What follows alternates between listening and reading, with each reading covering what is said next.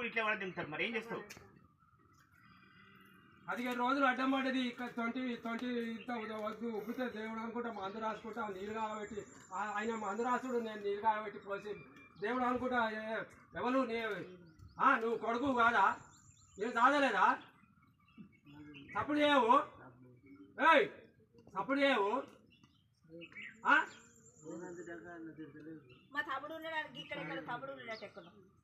రోజు నీళ్ళు కాబట్టి బాత్రూంలకు బాకిటి పట్టుకపోయి పెట్టి బట్టలు విందించి ఎండేసి ఎందుకు నువ్వు కోడలు కొద్దిగా నీకు లేదా? పిల్లలు లేరా నీకు?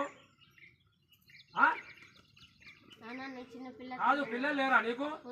మరి ఉన్నప్పుడు నీకు కొద్దిగా ఇది కొద్దిగా లేదా? కాదు, అన్నం తింటలేరా మీరు?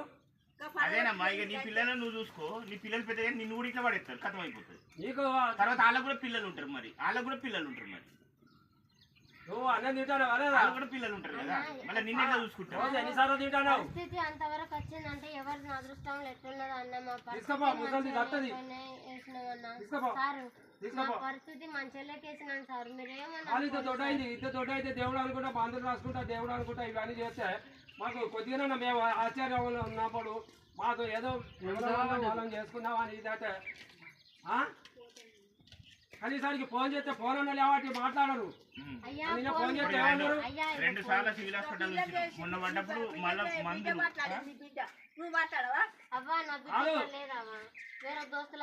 నువ్వు మాట్లాడినప్పుడు మరి వచ్చి చూసిపోతాను ఇజ్జత్ లేదా నీకు? కొద్దిగా రాత్రి వచ్చిందమ్మా రాత్రి నేను తెల్లారంగానే సార్కి ఫోన్ చేసిందా లేదా ఫోన్ చేసిన సారు ఎట్లా సారు మరి ఏం చేయాలి సారు అంటే అమ్మకి ఇట్లా సరే సారు నేను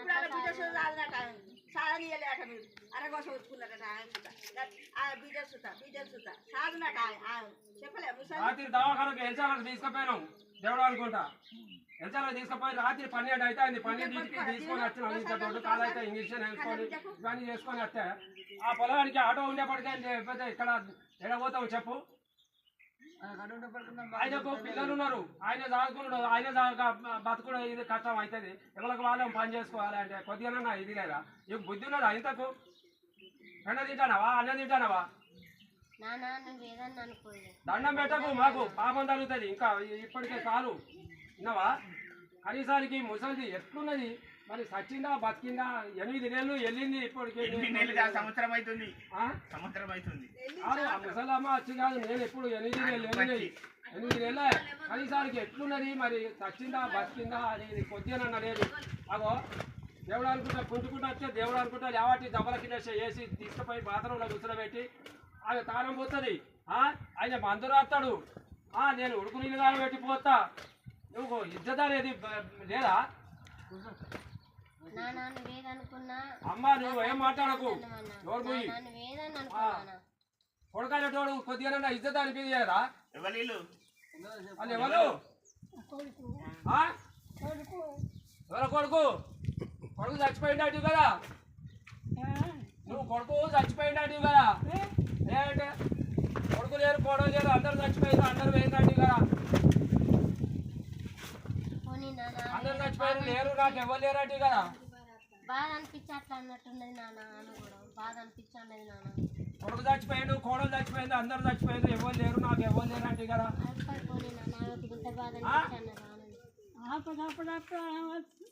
అదే నాన్న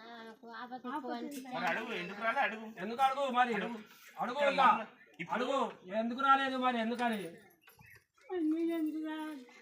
మళ్ళా ఇంకొక చిన్నోడు పుట్టిండు, ఇంకొకటి ఎట్లా రావాలి నేను?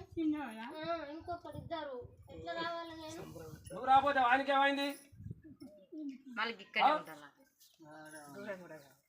చిన్నోడు ఉన్నాడు, ఇంకొకరు ఇద్దరు చిన్నోళ్ళు, ఇద్దరు చిన్నోళ్ళు, అందుకనే రాలేదు. నా దగ్గర ఉన్నాడు దాకాల. కాదమ్మా నువ్వు పిల్లతానివి, నువ్వు రాకరబడది. ఆ మనిషికి ఏమైంది? ఆ మనిషికి ఏమైంది? మూగదయ్యం వల్ల కూర్చుని సపోర్ట్ చేస్తాడు మరి. ఒక్కటి అంటలేడు, 2 అంటలేడు మరి. ఏడవకు, ఇంకా ఏడితే పాపం జరుగుతుంది. ఇంకా ఇన్ని రోజులైనా కూడా ఆమె దగ్గర తీసుకునే సిగ్గుండాలి.